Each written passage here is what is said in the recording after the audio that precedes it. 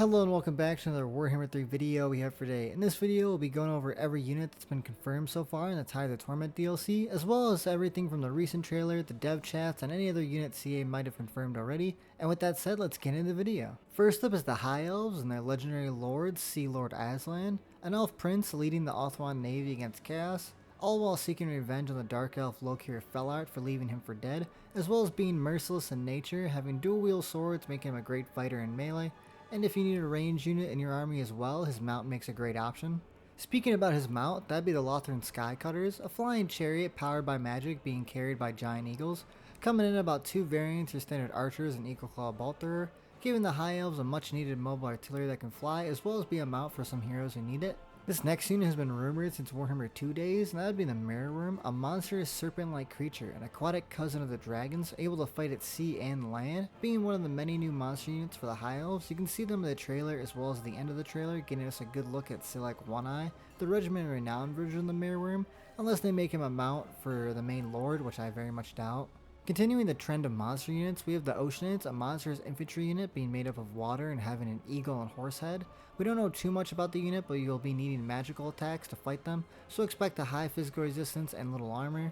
They really fill the gaps the high elf unit roster with their lack of heavy hitting infantry, now replaced with these guys. On to the big brother of the Oceanids, the Sea Elemental, a mass with swirling waves and a head similar to a dragon. They are a single monster entity and a tower in size against most other monsters, most likely an infantry killer considering the size of the creature, and just like their counterpart, you'll need magical attacks to deal with it. Probably my favorite unit so far out of the new roster.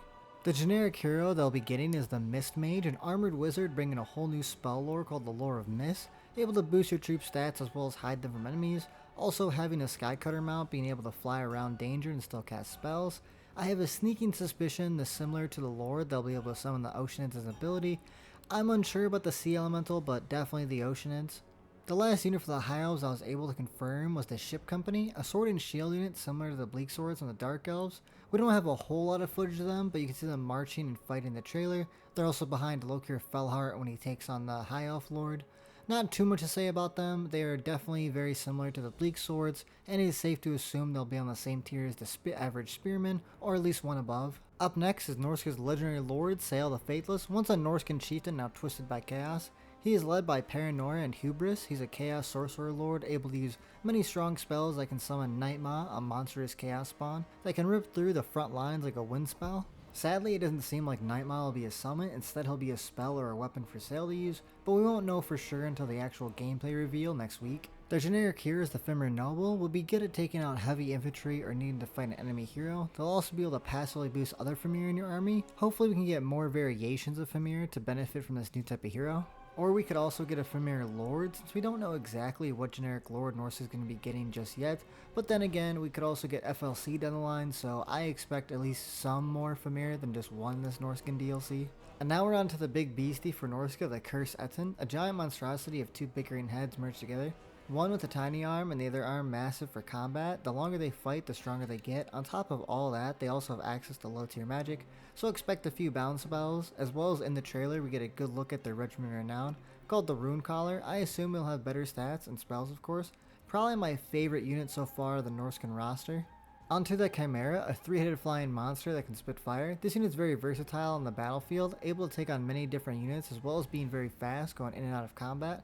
On top of that, it also technically has 4 heads, one on its tail, so it really fits how odd the Norsca roster is, as well as giving them a flying unit that can go behind enemy lines since they don't really have much artillery. This last unit confirmed for the Norscans is similar to the Ship Company. We didn't get a great look at them, but you can tell what they are by their shields. It's the Beastmen of Ursula. They're Regiment Renowned on the tabletop.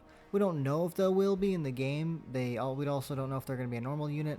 I kind of doubt it though. As well as being led by Beorg Bearstruck. We don't know if he's going to be a legendary hero, but since the Bearmen are in this DLC, I think it's a safe bet to say he most likely will be the one. Or, maybe we get an FLC character later down the line. The last faction we're checking out is Slaanesh, with their legendary lord being Daekala, the Denied One. She was originally a high elf, now corrupted by Slaanesh, turning into a massive 6-armed snake lady who can decimate any infantry she comes across with her skills in melee.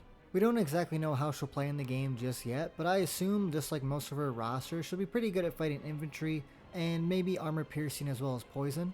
Slaanesh will also be getting an FLC lord, just like the previous DLC. The new lord is the Mask of Slaanesh. Originally was favored by Slaanesh themselves, but then cast out after falling from grace.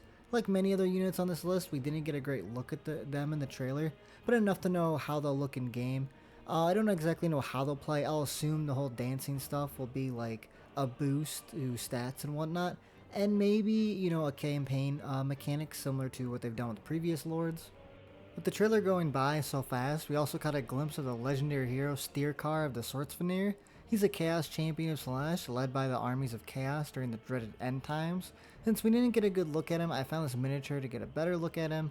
Has a cool banner, and also kinda bold, kinda not. He seems to be very fast, souped up Chaos Warrior, and is most likely going to have a mount just like his miniature to make him even faster. Big fan of it. I don't know much about this character, but he seems super interesting. In the same part of the trailer we got a look at him, we also got to see the Champions of Slaanesh. They were mentioned a while ago in the dev chat, so we know about them already. They're monstrous infantry with snake-like features very similar to Dekala herself. Each arm can carry a sword, so it's safe to assume they'll be great against infantry, and maybe have armor piercing as well. Next up is the Devotees of Slaanesh. They are Dark Elves who are shown off ironically during the High Elves dev chat we had a few months ago. We don't have a whole lot of footage of them, just some concept art and then just T-posing in the game. They're anti-infantry, carrying 2 swords and having another variant with crossbows, giving the Slaanesh a very much needed range unit with all the thunder barges going around. On to the long-awaited Slangors. Again, like many other units on this list, we didn't get a great look at them during the trailer because it was so fast, but we did know that they were going to be in the DLC no matter what, and sadly instead of being the javelins like we all thought they were going to be, they're the dual-wielding swords instead, so assume anti-infantry, but since we don't know every unit just yet, they might have javelins, you know, sneak that in with the delay, but we never know, we'll just have to wait and see, but for now we have dual-wield Slangors. This unit we're looking at next is desperately needed for Slaanesh, and that'd be the Praeton, a monster unit with antlers, giving Slaanesh their first real flying unit besides the Harpies of course, so hopefully the Thunder Barges won't be so tough to take down in battle, especially when you have the Devotees of Slaanesh with crossbows. I also think this unit will be added to Beastmen, similar to Slangors. I'm a big fan of units that cross over with other factions of course, you get a lot more bang for your buck when you get DLCs like this.